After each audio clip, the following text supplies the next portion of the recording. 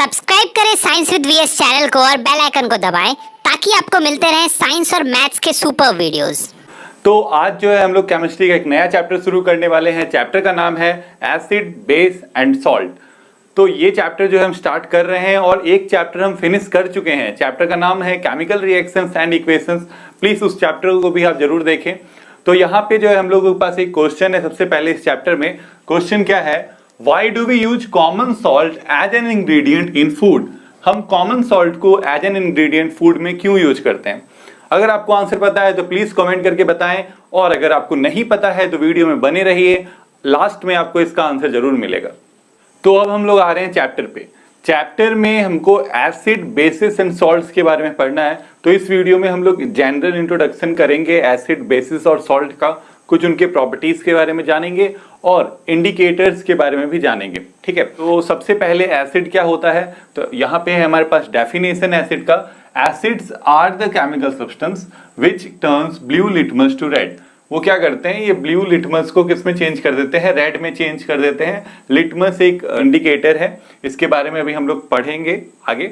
तो ये blue litmus जो है, एक लिटमस पेपर होता है ब्लू कलर का, जब हम उसको डिप करते हैं एसिड में तो वो रेड कलर में चेंज हो जाता है। इसके अलावा जो इसका प्रॉपर्टी है कि ये डिसोसिएट करता है टू गिव, डिसोसिएट मतलब ब्रेक डाउन हो जाता है इसका, to give H+ ions, hydrogen ions when dissolved in water.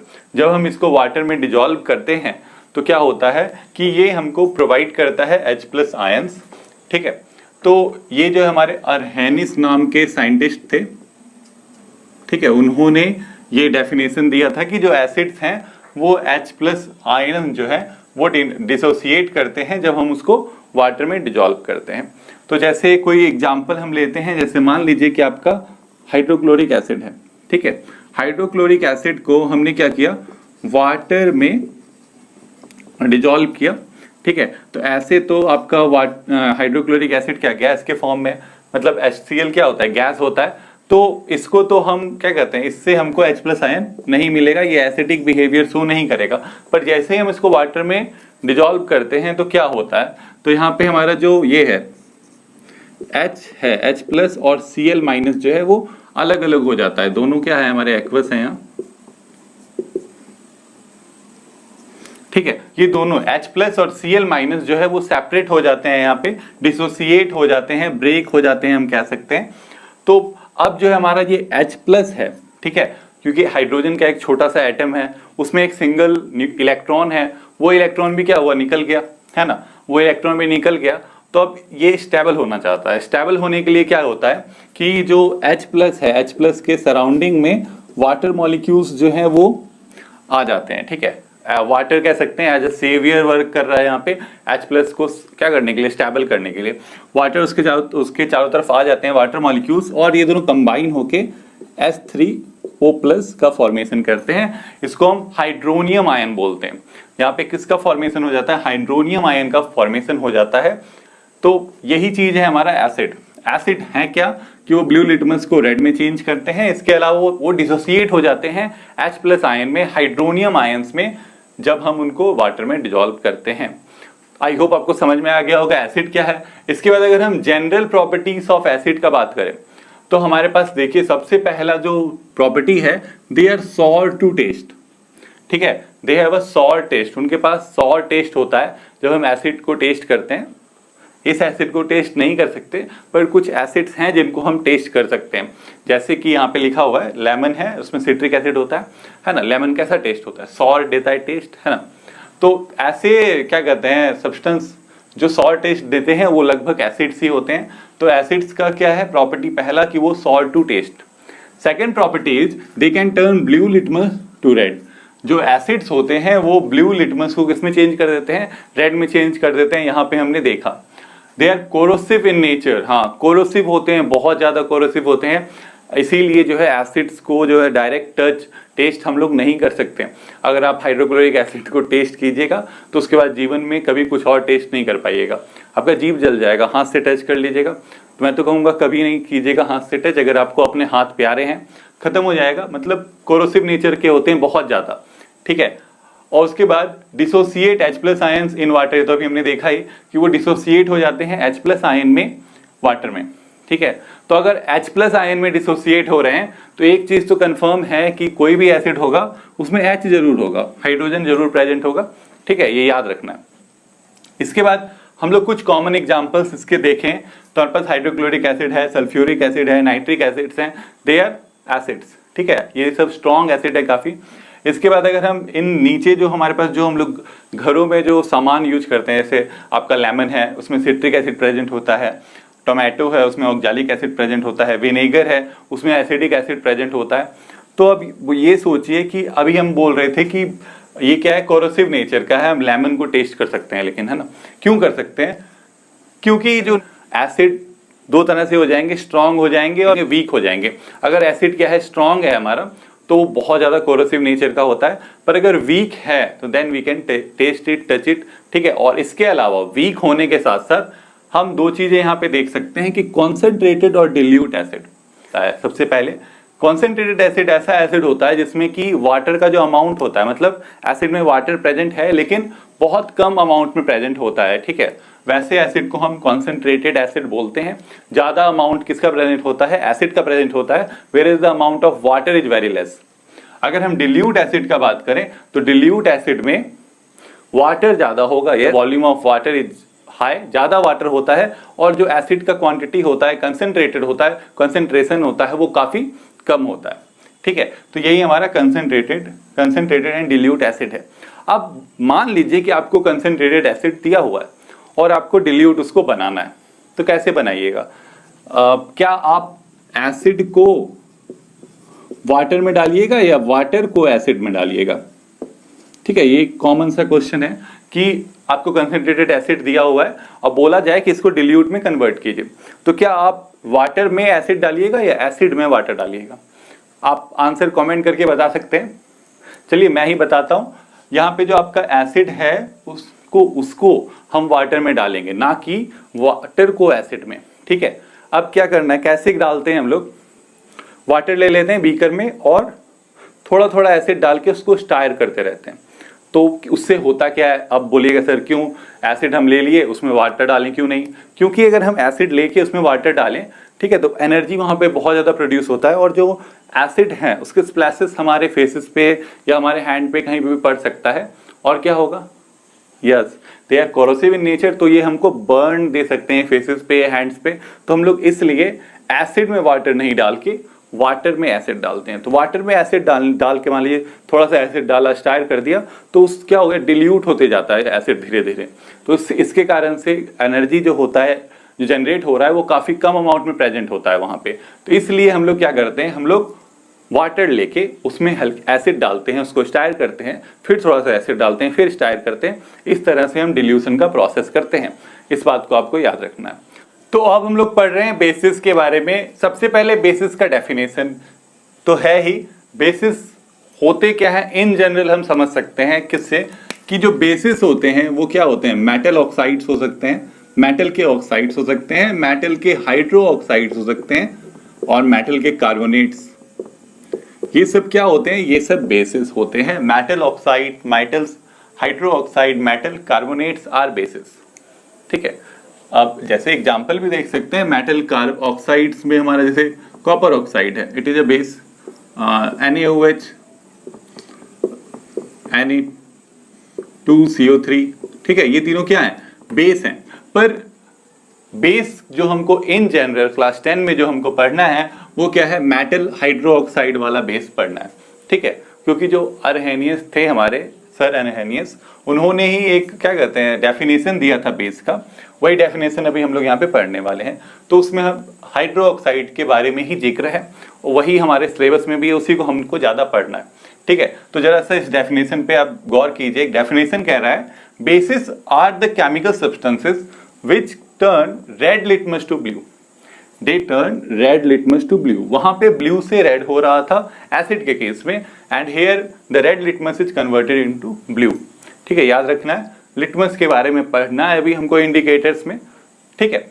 इसके बाद व्हेन डिजॉल्व्ड इन वाटर, जब हम इसको वाटर में डिजॉल्व करते हैं तो they dissociate into OH minus ions. That's why I was talking कि हमको मेटल हाइड्रोक्साइड के बारे में ही पढ़ना है, क्योंकि यहाँ पे हमने डेफिनेशन में क्या लिखा है कि ऐसे बेसिस जो होते हैं वो क्या करते हैं, OH माइनस आयंस को डिसोसिएट करते हैं, लिबरेट करते हैं when we dissolve in it water. ठीक है, तो अब एक एग्जांपल ले लेते हैं, जैसे कि अगर कोई बेस है NaOH, है ना, ये बेस है, तो जब इसको हम वाटर में डालेंगे, एडिंग इन वाटर, तो क्या होगा कि जो Na है उसका एक्वस सॉल्यूशन फॉर्म हो जाएगा और जो OH है वो भी क्या होगा, एक्वस हो जाएगा। मतलब सिंपली क्या हुआ कि ये जो NaOH है ये स्प्लिट अप हो जाएगा, ये डिसोसिएट हो जाएगा किसमें, Na प्लस में और OH माइनस में। ठीक है, तो इसी को हम क्या बोलते हैं, बेस कहते हैं। बेस ऐसे सब्सटेंस होंगे जो रेड लिटमस को ब्लू में कन्वर्ट करेंगे, साथ में OH आयन डिसोसिएट करेंगे when we dissolve it in water, जब हम उसको वाटर में डिजॉल्व करेंगे। तो इससे आपको समझ में आ गया होगा एक बेसिक सा डेफिनेशन बेसिस का। पर एक इंपॉर्टेंट यहाँ पे नोट है, क्या है कि all bases are not soluble in water. All bases are not soluble in water, सारे बेसिस वाटर में सॉल्युबल नहीं है। याद रखना है, सारे बेसिस वाटर में सॉल्युबल नहीं है। तो जो वाटर सॉल्युबल बेस है उनका एक अलग से नेम है हमारे पास, उनको हम एल्कलीज बोलते हैं। The bases which are soluble in water they are known as alkalis. इनके एग्जाम्पल क्या होंगे, चलिए एग्जाम्पल ले लेते हैं। एग्जाम्पल जैसे हमारे KOH हो गया, potassium hydroxide, sodium hydroxide, ATC, है ना। मतलब जिनका वैलेंसी, जिन मेटल का जो वैलेंसी है वो 1 होगा, उसके जो हाइड्रोक्साइड्स होंगे, जिन मेटल्स का वैलेंसी 1 है उसके जो हाइड्रोक्साइड होंगे, they are alkalis. They are alkalis. Alkalis क्या है, वाटर सॉल्युबल बेस। ठीक है, water soluble base are known as alkalis. And इनको पहचानने का एकदम इजी सा तरीका है कि ऐसे मेटल्स जिनका वैलेंसी 1 है उनके जो हाइड्रोक्साइड्स हैं वो क्या होंगे, वो एल्कलीज होंगे। ठीक है, बाकी जो है लगभग जो है नॉन सॉल्युबल हो जाते हैं। ठीक है, जैसे कि आपका, जैसे कॉपर का आपका ऑक्साइड है, आयरन का ऑक्साइड्स हैं, they are bases but they are not alkalis. तो क्या है, बेस एक बहुत बड़ा पार्ट हुआ, उसका एक छोटा सा हिस्सा है एल्कलीज।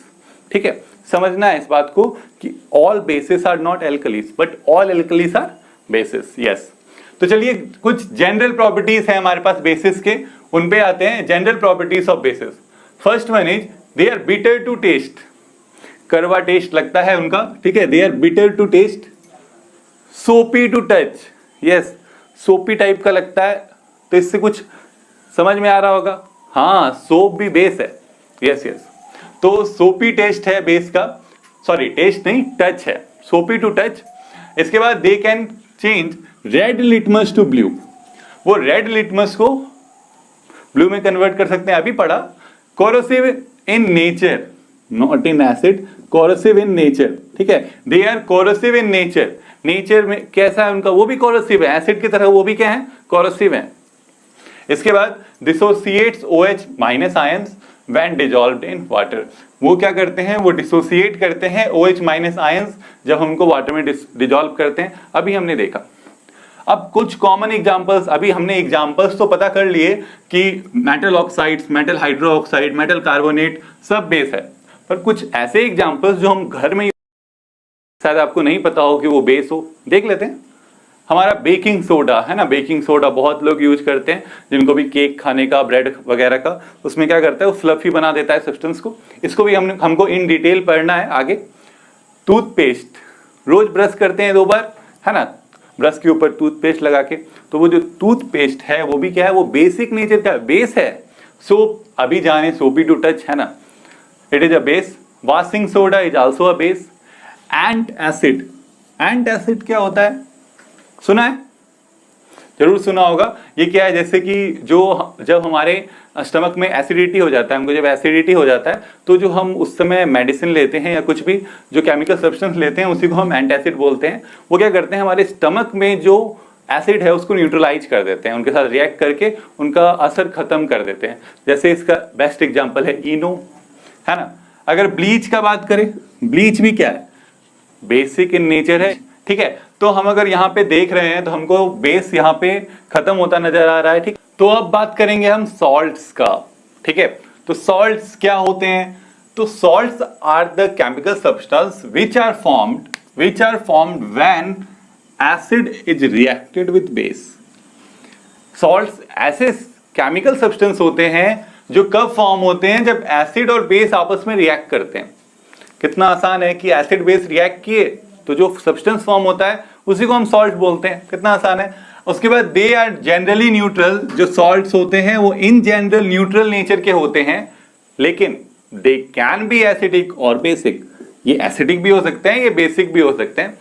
सॉल्ट्स के बारे में फ्यूचर सेशन में हमको बहुत पढ़ना है, अच्छे से पढ़ना है। तो अभी जनरल इंफॉर्मेशन आपको दिया जा रहा है यहाँ पे। ये एक तरह का इंट्रोडक्शन सेशन इसको समझ सकते हैं इस चैप्टर का। तो यहाँ पे अब क्या बोल रहे हैं हम कि एसिड बेस के साथ रिएक्ट करके जो सब्सटेंस फॉर्म कर रहा है उसी को सॉल्ट बोलते हैं। एक बार इसको लिख के देखते हैं कि एसिड जो है वो रिएक्ट कर रहा है बेस के साथ टू फॉर्म सॉल्ट। सॉल्ट के साथ कुछ और भी बनता है, वाटर। हाँ, सॉल्ट एंड वाटर। इस रिएक्शन का क्या नाम है? मुझे पता है, आपको पता है? हाँ बिल्कुल, इसको क्या कहते हैं? न्यूट्रलाइजेशन रिएक्शन कहते हैं। हमने इसको पढ़ा है अभी जस्ट इससे पहले वाले चैप्टर में, केमिकल रिएक्शंस एंड इक्वेशंस में। तो इसको हम क्या बोलते हैं? न्यूट्रलाइजेशन रिएक्शन बोलते हैं। इसमें क्या होता है कि एसिड और बेस आपस में रिएक्ट करके एक दूसरे के प्रॉपर्टीज को न्यूट्रलाइज कर देते हैं and they form salt and water. Okay, एक एग्जांपल हम लेते हैं यहाँ पे। जैसे मान लीजिए एसिड HCl है एंड सोडियम हाइड्रोक्साइड है, दे आर रिएक्टिंग। तो इसमें कैसा रिएक्शन होता है? ये किसका एग्जांपल है? Double displacement reaction. यस, इसमें क्या होते हैं? म्यूचुअल एक्सचेंज ऑफ आयंस होता है। क्या होता है? आयंस जो है वो एक्सचेंज हो जाते हैं। सोडियम कहता है कि मैं बोर हो गया हूं तुम्हारे साथ OH, मुझे कोई नया आयन चाहिए। तो सोडियम क्या करता है? क्लोरीन को ले लेता है। वैसा ही कुछ हाइड्रोजन करता है, हाइड्रोजन हाइड्रोक्साइड के पास चले जाता है। चलिए, सोडियम क्लोरीन के पास चला गया तो सोडियम क्लोराइड फॉर्म हो गया। और हाइड्रोजन किसके पास चला गया? हाइड्रोक्साइड के पास, हाइड्रोक्साइड सॉरी। तो H प्लस HOH, तो क्या फॉर्म हो गया? H2O। यहाँ पे वाटर का फॉर्मेशन हुआ। इसको हम क्या बोलते हैं? न्यूट्रलाइजेशन रिएक्शन बोलते हैं। ये एक डबल डिस्प्लेसमेंट रिएक्शन है। डबल डिस्प्लेसमेंट रिएक्शन में क्या होता है? म्यूचुअल एक्सचेंज ऑफ आयंस होता है। तो इस तरह से हमको सॉल्ट मिलता है। NaCl क्या है? यहाँ पे सॉल्ट है। Sodium chloride is a salt. तो ये आपको समझ में आया होगा, ये है हमारा सॉल्ट। सॉल्ट के कुछ बेसिक एग्जांपल्स जो हैं, जो कुछ जनरल एग्जांपल्स, ऐसे एग्जांपल्स तो बहुत सारे हैं सॉल्ट के। किसी भी एसिड को किसी भी बेस के साथ रिएक्ट कर दीजिए, सॉल्ट आपको एक नया सा मिल जाएगा, है ना। पर यहाँ पे कुछ एग्जांपल्स हैं, जैसे कैल्शियम क्लोराइड है, पोटेशियम क्लोराइड है, सोडियम सल्फेट है, सोडियम नाइट्रेट है, ATC। ऐसे बहुत सारे एग्जांपल्स आप सॉल्ट के ले सकते हैं। आप आसपास देख सकते हैं, आपको बहुत सारे सॉल्ट मिलेंगे। आप किसी एसिड को किसी बेस के साथ रिएक्ट करके देखिए, और वाटर के अलावा जो चीज आपको वहां पे फॉर्म कर पा रहे हैं वही क्या होगा? आपका सॉल्ट होगा। तो we have so many examples of salt. यहाँ पे उतना लिख नहीं पा रहे पर है। तो अब हम लोग इंडिकेटर्स के बारे में पढ़ेंगे। इंडिकेटर्स देखिए, indicators are the chemical substance. ऐसे केमिकल सब्सटेंस होते हैं indicators which changes their colour, sometimes order, in presence of acid, base, acid और बेस और both to show their presence.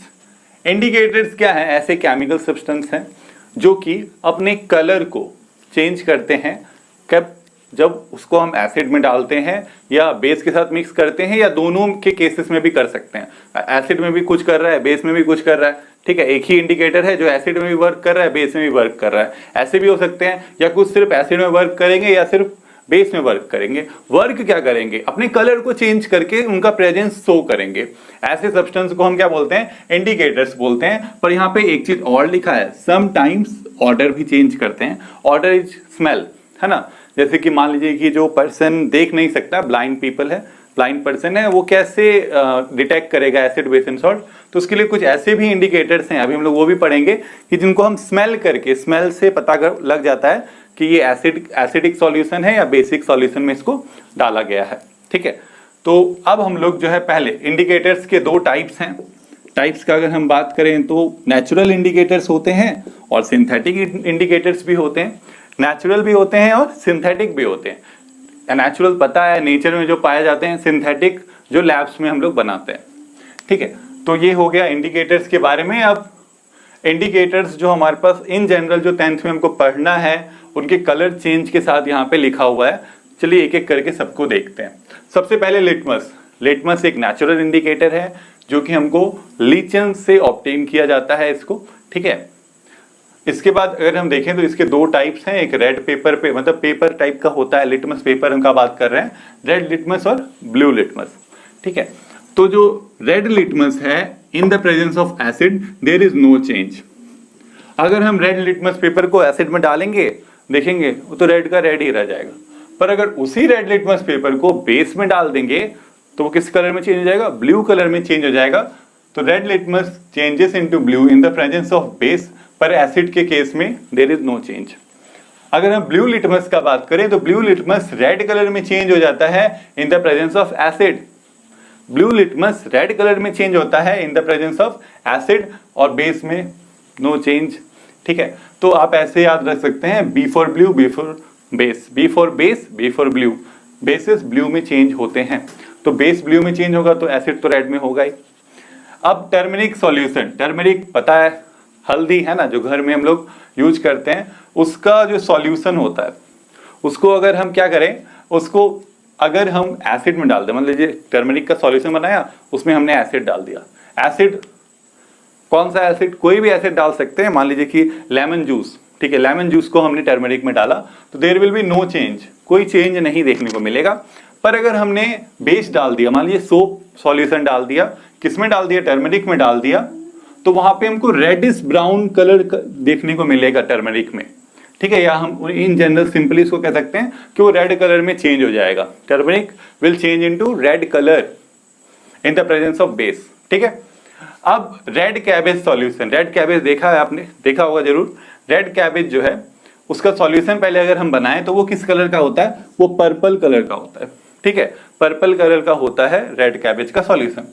अब उसको जब हम एसिड में डालते हैं, किसको, रेड कैबेज के सॉल्यूशन को, तो we will have red colour. वो जो पर्पल कलर है वो किस में चेंज हो जाता है, रेड कलर में चेंज हो जाता है। Whereas in the case of base, base के केस में वो जो पर्पल कलर है वो ग्रीनिश कलर में चेंज हो जाता है, ठीक है, ग्रीनिश ब्लू कलर में आपको देखने को मिलेगा चेंज, ठीक है। इसके बाद ये तो थे हमारे कौन से नेचुरल इंडिकेटर्स। अब कुछ सिंथेटिक इंडिकेटर्स के बारे में बात कर लेते हैं। फर्स्ट वन इज फेनोप्थेलीन, ठीक है। फेनोप्थेलीन जो है हमारा एल है, फेनोप्थेलीन में एल साइलेंट होता है। फेनोप्थेलीन जो है कलरलेस कह सकते हैं आप, केमिकल सब्सटेंस है जो कि in the presence of acid there is no change, कोई चेंज शो नहीं करता है, but in the case of base it changes into pink, ठीक है। जब आप स्कूल्स आपके खुल जाएंगे, आप जब जाइएगा स्कूल में लैब में, तो आप एक्सपेरिमेंट कर सकते हैं ऐसे, ठीक है, कि फेनोप्थेलीन में आप बेस डाल के तो एक सिंगल ड्रॉप ऑफ बेस जो है पूरे सॉल्यूशन का कलर चेंज कर देता है, देखने में बहुत मैजिक टाइप का लगता है। तो ये जो आपका फेनोप्थेलीन है ये कैसा होता है, कलरलेस होता है। तो जब ये बेस के प्रेजेंस में पिंक कलर हमको शो करता है, ठीक है। अब मिथाइल ऑरेंज जो है हमारा, मिथाइल ऑरेंज किस कलर का होगा, ऑफ कोर्स ऑरेंज कलर का होता है, नाम ही है मिथाइल ऑरेंज, तो methyl orange is of orange colour का, ठीक है। उसका सॉल्यूशन बनाना पड़ता है, एक पाउडर होता है, उसको हम सॉल्यूशन बनाते हैं। तो मिथाइल ऑरेंज का जो सॉल्यूशन होता है ऑरेंज कलर का, इन द प्रेजेंस ऑफ एसिड वो किस में चेंज हो जाता है, रेड कलर में चेंज हो जाता है। और इन द प्रेजेंस ऑफ बेस वो ऑरेंज कलर किस में चेंज हो जाता है, येलो कलर में चेंज हो जाता है। तो यहाँ पे देखिए हमने ऐसे इंडिकेटर्स देखे जो कलर चेंज करते हैं, और हमने पढ़ा था कि कुछ ऐसे भी इंडिकेटर्स हैं जिनका स्मेल चेंज होता है। वही चीज अब यहाँ पे हम लोग देखने वाले हैं, उन इंडिकेटर्स का जिनका की स्मेल चेंज करके, वो अपना स्मेल चेंज करके हमको बताते हैं कि यहाँ पे एसिड प्रेजेंट है, बेस प्रेजेंट है, तो उनको हम ऑल्फैक्टरी इंडिकेटर्स बोलते हैं, ठीक है। तो अब इसके हम 3 एग्जाम्पल्स यहाँ ले रहे हैं। सबसे पहला ऑनियन जूस है, ठीक है, ऑनियन जानते हैं, प्याज, उसका जूस बनाना है, ठीक है। जूस बना के उसमें कॉटन डालना है, ठीक है, कॉटन में डुबा देना है और उनको उसको स्मेल करना है, एकदम ऑनियन जैसा स्मेल आएगा बिल्कुल। अब क्या करेंगे हम लोग, उसको एसिड में डालेंगे, एसिड में डाल के स्मेल करते हैं, फिर नो चेंज, वैसा ही स्मेल रह गया। और फिर उसको जब हम बेस में डिप करते हैं, ये क्या स्मेल ही चला गया। तो क्या होता है, ऑनियन जो है ये क्या कर रहा है, एसिड में कोई चेंज नहीं है, बिल्कुल वैसा ही स्मेल रह गया। पर जैसे ही हम बेस में डालते हैं तो उसका स्मेल क्या होता है, डिस्ट्रॉय हो जाता है, स्मेल खत्म। तो यहाँ पे ऑनियन जूस हो गया। इसके बाद इसी तरह अगर हम वैनिला एक्सट्रैक्ट देखें तो इसमें भी वही चीज है, एसिड के केस में there will be no change, ठीक है, उसी तरह वाटर में डालिए, एसिड में डालिए, सेम स्मेल। पर बेस के केस में स्मेल डिस्ट्रॉयड। तो ये जो है ऐसे लोग जैसे जो ब्लाइंड पीपल होते हैं जिनका आईज नहीं वर्क करते हैं, वो लोगों का जो ये पावर होता है, स्मेलिंग का जो पावर होता है वो काफ़ी स्ट्रांग होता है। तो वो लोग आसानी से स्मेल करके डिटेक्ट कर लेते हैं, हाँ ये एसिड है, ये बेस है। इसके बाद अगर हम एक और जो हमारा इंडिकेटर है वो है क्लोव ऑयल। क्लोव क्या कहते हैं, वन ऑफ द इंग्रेडिएंट्स है हमारे फूड का, है ना, स्पाइसेस के रूप में इसको हम लोग यूज करते हैं। उसी का ऑयल आपको मार्केट में मिल जाएगा इजीली। उसको जब हम एसिड में डालते हैं, सेम है कि जब उसका जो स्मेल होता है उसमें कोई चेंज नहीं आता है जब हम एसिड के साथ टेस्ट करते हैं। पर जैसे ही हम बेस के साथ टेस्ट करते हैं, स्मेल गायब। तो यहाँ पे क्या होगा, स्मेल उसका डिस्ट्रॉय हो जाता है। तो आप यहाँ पे देख सकते हैं कि ऑल फैक्टर इंडिकेटर्स क्या होते हैं। ऐसे इंडिकेटर्स होते हैं that they can change their smell in the presence of acid और बेस और बोथ। ठीक है, तो यहाँ पे हमने 3 एग्जाम्पल देखे। तो यहाँ पे हमारा जो है आज का सेशन ओवर होता है। अब वक्त है उस क्वेश्चन का जो हमने स्टार्टिंग में पूछा था। क्वेश्चन क्या था, हम लोग सॉल्ट को, कॉमन सॉल्ट को, NaCl को एज ए इंग्रेडिएंट फूड में यूज क्यों करते हैं। बहुत लोगों ने कमेंट करके आंसर भी बताया, पर इसका जो आंसर है वो क्या होगा कि जो कॉमन सॉल्ट है उसके अगर हम बात करें तो उसमें क्या प्रेजेंट होता है, NaCl प्रेजेंट होता है, sodium and chloride ions are present. तो जो सोडियम आयन है वो हेल्प करता है न्यूरॉन्स से इलेक्ट्रिकल सिग्नल्स को ट्रांसमिट करने में। जो हमारे बॉडी में न्यूरॉन्स प्रेजेंट है उसमें जो इलेक्ट्रिकल सिग्नल्स हैं उनका ट्रांसमिशन में हेल्प करता है sodium ion. Whereas chloride ion जो है वो हेल्प क्या करता है, हाइड्रोक्लोरिक एसिड के फॉर्मेशन में हेल्प करता है। तो डेट्स वाई सोडियम क्लोराइड जो कॉमन सॉल्ट है एज ए इंग्रेडिएंट हम फूड में यूज करते हैं, क्योंकि ये हमारे बॉडी के लिए बहुत ज़्यादा इंपॉर्टेंट है। मान लीजिए किसी फूड में सॉल्ट कम है तो खाना फीका लगता है, और प्रॉपर अमाउंट है तो टेस्टी लगता है वही फूड। तो इसीलिए हमारे बॉडी में एक स्पेशल सेंसेशन भी प्रेजेंट है सोडियम क्लोराइड को डिटेक्ट करने के लिए, क्योंकि it is very important for our survival. I hope जो है आपके सारे डाउट्स इस टॉपिक से related, general properties of acid, base and salt, वो आपका फिनिश हो गया होगा सारा डाउट्स।